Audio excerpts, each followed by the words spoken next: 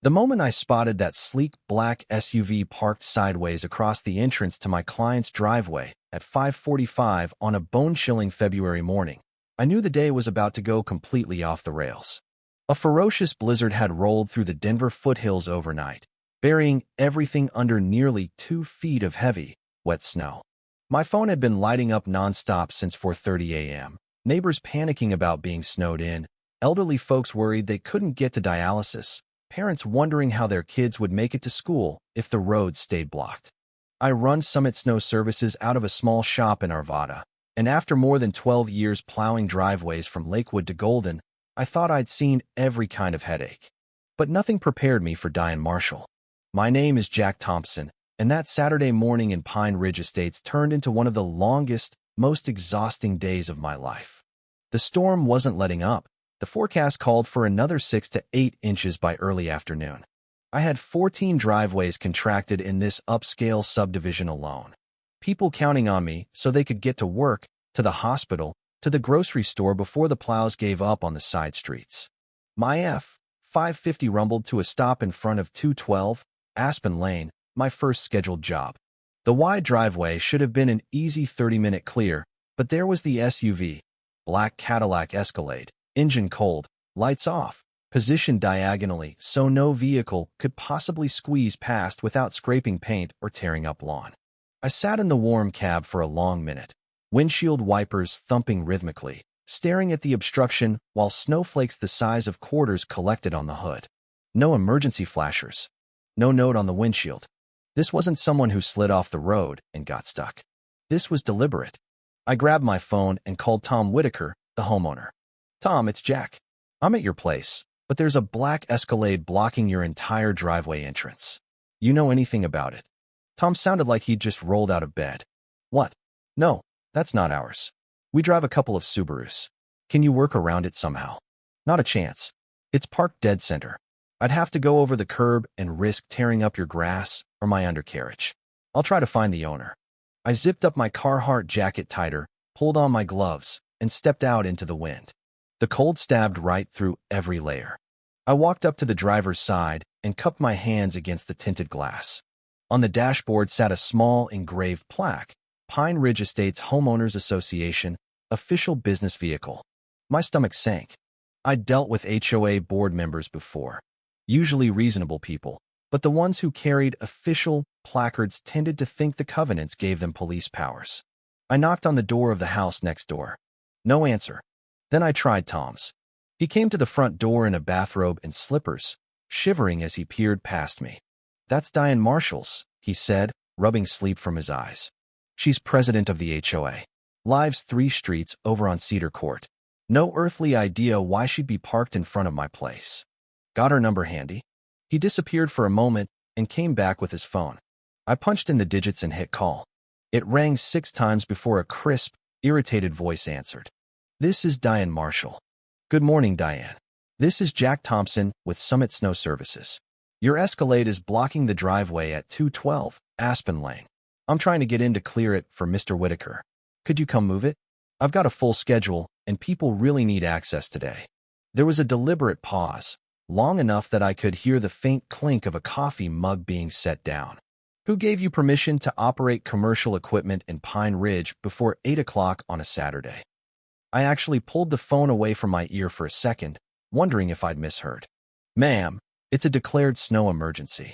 The city and county are asking people to clear driveways so emergency vehicles can get through if needed. Your vehicle is parked across a private driveway entrance. I parked it there intentionally, she said flatly. I heard your truck rumbling into the neighborhood at 5:45. The noise ordinance is very clear. No commercial vehicles or heavy equipment before 7 a.m. weekdays, 8 a.m. weekends. You will wait until 8. That's an hour and 45 minutes from now. People are stranded. Click. I stood there in the swirling snow, staring at my phone like it had personally insulted me. Then I called Tom back. She admitted she parked there on purpose to stop me. I told him. Says it's about the noise rule. She's threatening to fine anyone who hired me early. Tom let out a long breath. Diane's been on a power trip for years. Last month, she cited the Johnsons because their Christmas wreath was still up on January 3rd. She took photos and everything. Look, Jack, I need this driveway clear. My wife's elderly mother is supposed to come over later, and she uses a walker. If you have to tow it, do it. I'll sign whatever statement you need." That was all I needed to hear. I dialed Mike at Ridge Towing, a stand-up guy I'd worked with for years. "Mike, it's Jack. Got a situation in Pine Ridge Estates. Black Escalade completely blocking a client's driveway. Owner refuses to move it. Says she's enforcing HOA rules." He chuckled dryly. "Let me guess, Diane Marshall? You know her? Everybody in the towing business around here knows her. I'll be there in 20. While I waited, I walked the perimeter of the vehicle, taking careful photos with timestamps. Front angle showing how the front bumper jutted over Tom's property line. Side shots proving the entire entrance was sealed. Close-ups of the HOA placard visible through the windshield. Even a few of the accumulating snow on the hood to prove how long it had been sitting there. I'd learned the hard way years ago. When dealing with difficult people, paper trails are your best friend. Mike's red rollback truck pulled up right on time. He hopped out, assessed the scene in about 30 seconds, and started snapping his own pictures. "Textbook obstruction of a private driveway," he said. "No signage saying it's a no parking zone, no permit displayed. Owner contacted and refused to move it. Twice. Once by phone, once when I explained the emergency." He filled out the tow ticket. "Impound lot it is. She'll have to pay the hook fee, storage, and admin to get it back. Probably not going to be happy. She made her choice," I said. Mike worked quickly and professionally. Within 15 minutes, the Escalade was loaded and rolling away. I fired up the plow, dropped the blade, and started pushing snow in long, satisfying arcs. The diesel engine hummed steadily as clean strips of asphalt appeared under the white blanket. I was about 3/4 finished when a gray Lexus sedan fishtailed to a stop in the middle of the street. The driver's door flew open and Diane Marshall stepped out. No coat, just a fleece pullover over pajamas, Ugg boots, and a face twisted in fury. "Where is my vehicle?" she shouted over the wind. I shut down the plow and leaned out the window. "Diane, you had my SUV towed? Do you have any idea who you're dealing with? I am the president of this homeowners association. I will have your business shut down. I will sue you into the ground." Tom appeared on his porch, still in his robe, but now holding a steaming mug. "Diane, calm down. You parked across my driveway. Jack asked you to move it. You refused." She whirled on him.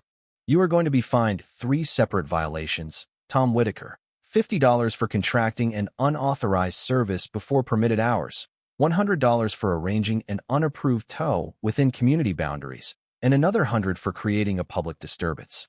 Check your email later today." Tom's jaw tightened. "You can't fine me for clearing snow off my own property during a blizzard." Section 8, subsection 4 of the covenants clearly states that all towing operations require prior board approval to prevent abuse and ensure proper procedure. You bypassed that process. I couldn't stay quiet. "That's not enforceable, Diane. You don't get to block emergency access and then claim authority over the remedy." She pointed a gloved finger at me. "Where's my Escalade right now?" "Ridge Towing lot off Highway 93. You'll have to pay the fees." She stormed back to her Lexus, slammed the door, and sped off, tires spinning in the fresh powder. Tom shook his head. "I'm really sorry, Jack. She's been getting worse every year. Nobody on the board has the courage to stand up to her." I finished Tom's driveway, then moved to the next house 2 streets over. Mrs. Alvarez was waiting at the curb in her nurse's scrubs, arms crossed against the cold. "I heard Diane is on the warpath," she said. "Thank you for coming anyway. I have to be at the hospital in an hour." "No problem, Mrs. Alvarez. That's why I'm here." As I worked my way through the neighborhood, the stories poured out at every stop. One couple told me Diane had fined them $200 because their teenage son's basketball hoop rim was 26 inches too low according to her personal measurement with a tape measure. Another family had received a violation letter for leaving outdoor holiday lights up until January 2nd instead of January 1st. A retired Air Force colonel on the next block described how Diane had threatened legal action when he installed a small American flag on a 3-foot pole, said it violated the uniform aesthetic rule. By 10:30, I had cleared all 14 properties and was heading toward the main entrance when a Boulder County Sheriff's cruiser pulled me over with lights flashing, but no siren. Officer Ramirez stepped out, clipboard in hand. "Yes, sir. Got a complaint from Diane Marshall alleging illegal towing and trespass." I handed him my phone, already open to the photo gallery. He scrolled through the time-stamped images slowly, nodding. She admitted to you over the phone that she parked there intentionally? Yes, sir. To stop me from violating the noise ordinance. He handed the phone back. Look, we've fielded half a dozen calls about her in the last year alone, mostly frivolous complaints. From what I'm seeing, you followed standard procedure. The vehicle was obstructing a private driveway during a weather emergency. HOA covenants don't supersede public safety needs. You're good to go. He gave me his card. If she keeps harassing you or shows up at your job sites, call me directly. We've had issues with overzealous HOA enforcement turning into harassment before. Around noon, my phone rang again. Unknown caller. Summit Snow Services, Jack speaking. Mr. Thompson, this is Patricia Hayes from Hayes & Associates. I represent Diane Marshall and the Pine Ridge Estates Homeowners Association. You are being sued in civil court for $15,000 in damages stemming from the unauthorized towing of my client's vehicle this morning. Claims include property damage to the undercarriage, lost productivity from missing an important board meeting, and severe emotional distress. I pulled into a gas station lot and killed the engine. The tow was completely legal. She blocked a private driveway during a blizzard. She told me herself she did it on purpose. I have photos, timestamps, a police report, and witness statements. That is your narrative. My client maintains she was parked in a permissible location on association-maintained common area, and that the tow was retaliatory after she politely reminded you of the community's noise regulations. Summons will be served Monday morning. I strongly advise retaining counsel. She hung up. I sat there for a long minute, watching snowflakes melt on the windshield, then called Steve Larson, my attorney since I formed the LLC 12 years earlier. He listened without interrupting. When I finished, he said, "This is a textbook SLAP, strategic lawsuit against public participation, designed to intimidate you into dropping clients in that neighborhood. Colorado's anti-SLAP statute is one of the strongest in the country. If we can show this arises from protected activity, your lawful business operations, and reporting an obstruction to proper authorities, she could end up paying your legal fees plus costs. What do I need to do right now? Compile everything. Photos, call logs, tow receipts, the condition report from Mike showing no damage when she picked it up, Tom's sworn statement, Officer Ramirez's business card, so we can subpoena the incident report if needed, and start documenting any further contact from her." Over the next 2 days, I gathered it all. Mike emailed me the security footage from the tow yard. Diane circling the Escalade like a detective, pointing at imaginary scratches, refusing to sign the condition report until Mike explained she wouldn't get her keys back otherwise. She finally signed, scowling. Tom emailed a notarized affidavit confirming he authorized the tow and that the vehicle was entirely on his property line. Neighbors started texting me screenshots of HOA emails Diane had sent to the entire community, warnings about rogue contractors violating quiet hours, reminders that fines would be strictly enforced, veiled threats about consequences for residents who continued to hire me. Then the harassment began in earnest. Diane filed a complaint with the city of Arvada Business Licensing Division claiming I lacked proper permits. The city called me the same afternoon. I emailed my current licenses and insurance certificates, and they closed the matter within hours. She filed a Better Business Bureau complaint alleging I had damaged her vehicle and refused compensation. I sent them Mike's footage and the signed condition report. Case dismissed as unsubstantiated. Worst of all, she started showing up at job sites. I'd be plowing a driveway on Maple Street, and there she'd be on the sidewalk, phone raised, recording me while narrating loudly that I was trespassing and operating dangerous equipment without regard for community safety. Homeowners would come out and politely ask her to leave. She'd insist she had every right to monitor suspicious contractor activity in her capacity as HOA president. One morning, she called the sheriff while I was clearing Mrs. Alvarez's driveway, claiming I was driving recklessly and endangering children. There were no children visible anywhere. Officer Ramirez arrived, watched me make 2 careful passes, then turned to Diane. "Ma'am, this is normal snow removal operation. Filing repeated false reports can be a misdemeanor. Consider this your formal warning." She threatened to report him for dereliction of duty. He simply walked away. Steve filed our response to the lawsuit along with a strong anti-SLAP motion. We attached every piece of evidence we had, plus affidavits from 3 other homeowners describing Diane's pattern of frivolous enforcement actions over the years. 8 separate lawsuits against residents since she took office. Most dismissed or settled with the HOA paying damages. Over 300 fines issued in a single 12-month period. Many later reversed on appeal. Documented instances of her ignoring board votes she didn't like and rewriting meeting minutes after the fact. The residents had finally had enough. A group led by Tom gathered signatures, well over the 15% required, for a special meeting to address concerns regarding board conduct. Diane tried to invalidate the petition on technical grounds. The bylaws were clear. She had to call the meeting. She relented and scheduled it for mid-March at the community center. The night of the meeting, the parking lot was overflowing. People stood along the walls inside. Folding chairs were brought in from storage.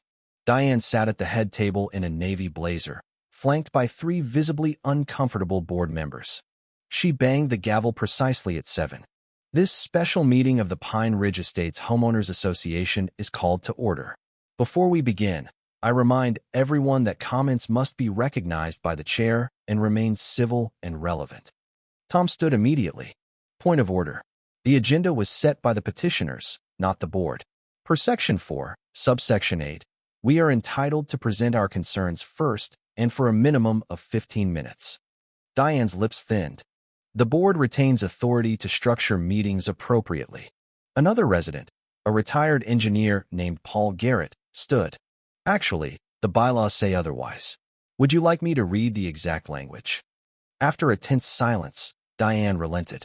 15 minutes, Mr. Whitaker. Tom connected his laptop to the projector. The first slide showed a simple timeline.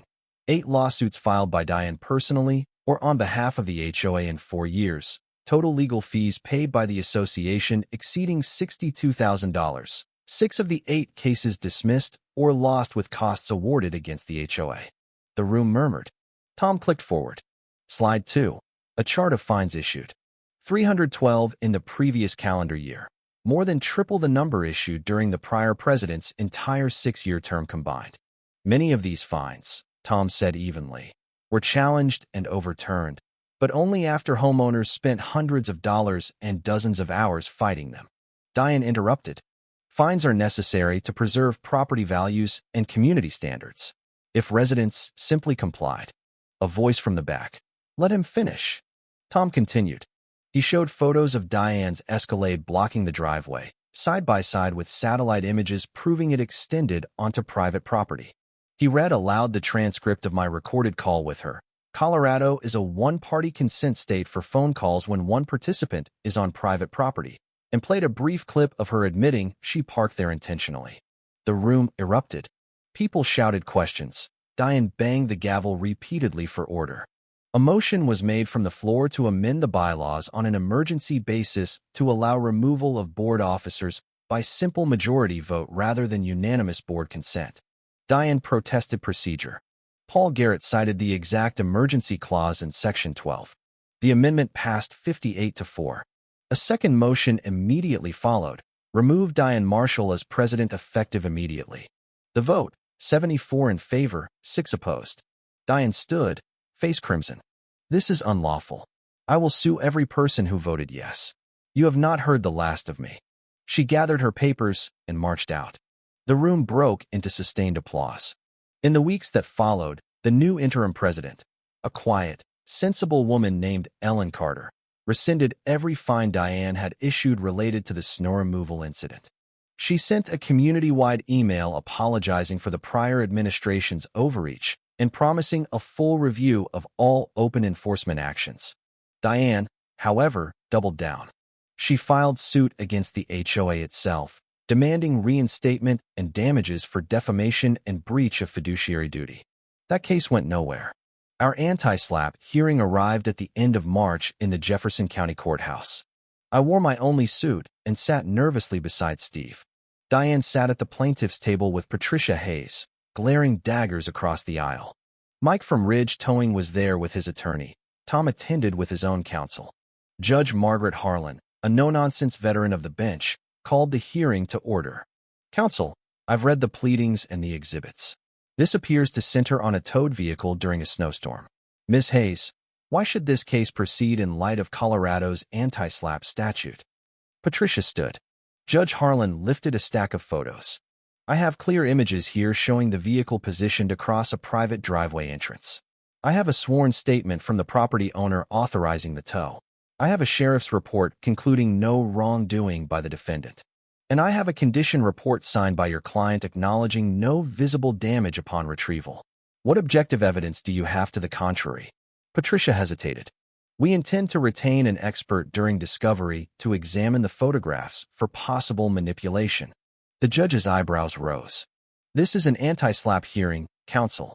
The burden is on the plaintiff to demonstrate the claim has at least minimal merit. So far, I see only evidence that undermines your client's version of events. Steve presented our motion calmly, highlighting the protected activity, lawful snow removal during an emergency, the retaliatory nature of the suit, and Diane's documented history of using litigation as a weapon. Judge Harlan ruled from the bench. The anti-SLAPP motion is granted. The complaint is dismissed with prejudice. Plaintiff is ordered to pay the defendant's reasonable attorney fees and costs. The court further notes a troubling pattern of repeated meritless litigation described in the supporting affidavits. The clerk is directed to forward a copy of this order to the district attorney's office for review of possible abuse of process or barratry issues. Diane shot to her feet. This is outrageous. You haven't heard my full side. Sit down, Ms. Marshall, the judge said sharply. Your attorney has presented everything properly submitted. Further outbursts will result in contempt. Diane sat, trembling. The DA's office opened an investigation. They subpoenaed HOA records, interviewed 8 former targets of Diane's lawsuits, reviewed court dockets going back 6 years. In late April, she was charged with 3 misdemeanor counts of abuse of process and 1 count of filing a false police report, stemming from the reckless driving call during my job at Mrs. Alvarez's. The criminal trial took place in July. I testified for 3 hours, walking the jury through every step. The blocked driveway, the phone call where she admitted intent, the legal tow, the subsequent harassment. Tom, Mike, Officer Ramirez, and 4 other homeowners also took the stand, describing years of petty enforcement and intimidation. The defense tried to portray me as vindictive. Isn't it true you encouraged residents to vote Ms. Marshall out of office? No, sir, I answered. I don't live in Pine Ridge. I have no vote. The homeowners made that decision based on her entire record, not just what happened with me. The jury deliberated for 90 minutes. Guilty on all counts. At sentencing the following month, before the same Judge Harlan, Diane received 2 months in county jail with 4 months suspended, 2 years probation, a $5,000 fine, 100 hours of community service, and restitution covering my attorney fees and Mike's towing-related costs. She cried in the courtroom, insisting the judge was biased and that she had only ever tried to protect the neighborhood. Her attorney had to hold her arm to keep her from approaching the bench.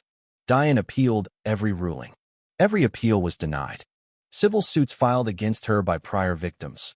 Paul Garrett recovered $18,000 for his earlier legal battle over a backyard shed, piled up. Unable to pay the mounting judgments, she declared bankruptcy in October and quietly sold her house, relocating to a retirement community outside Reno, Nevada. Pine Ridge Estates, under Ellen Carter's leadership, rewrote the bylaws from top to bottom. Term limits for board officers, mandatory appeals processes for fines, a requirement that any legal action on behalf of the association receive a majority board vote, and homeowner notification. Fines dropped dramatically. The community bulletin board shifted from violation notices to potluck announcements and neighborhood watch sign-ups. My business actually grew from the publicity. People called from other subdivisions asking for the guy who stood up to the HOA president. I hired 2 full-time drivers and expanded into light landscaping in the summer months. Tom Whitaker and I became friends. We meet for coffee every couple of months and still laugh about the morning his driveway turned into a battlefield. Almost exactly 1 year later, on another snowy February morning, I finished clearing Mrs. Alvarez's driveway. She came out bundled in a heavy coat, holding 2 paper cups of hot chocolate. Jack, I wanted to say thank you again. Not just for the snow. That whole mess with Diane forced everyone to talk to each other, to pay attention. We're a real neighborhood now, not just houses with rules enforced by one angry person. I took the hot chocolate. I was just trying to do my job, ma'am. You did a lot more than that. You reminded us we don't have to accept bullies in positions of power. I drove out of Pine Ridge that morning with the plow raised, thinking about how one blocked driveway in the middle of a storm had unraveled years of unchecked authority. Sometimes the smallest stand leads to the biggest change. If you've ever dealt with an overbearing HOA, a petty tyrant in a leadership role, or any kind of everyday injustice where someone abuses a little bit of power, I'd love to hear your story. Have you ever stood up and fought back? Did it work out? Or do you wish you'd done things differently? Where do you draw the line between legitimate authority and outright bullying? Drop your thoughts in the comments below. Your experience might encourage someone else who's facing the same thing right now. Let's talk about it.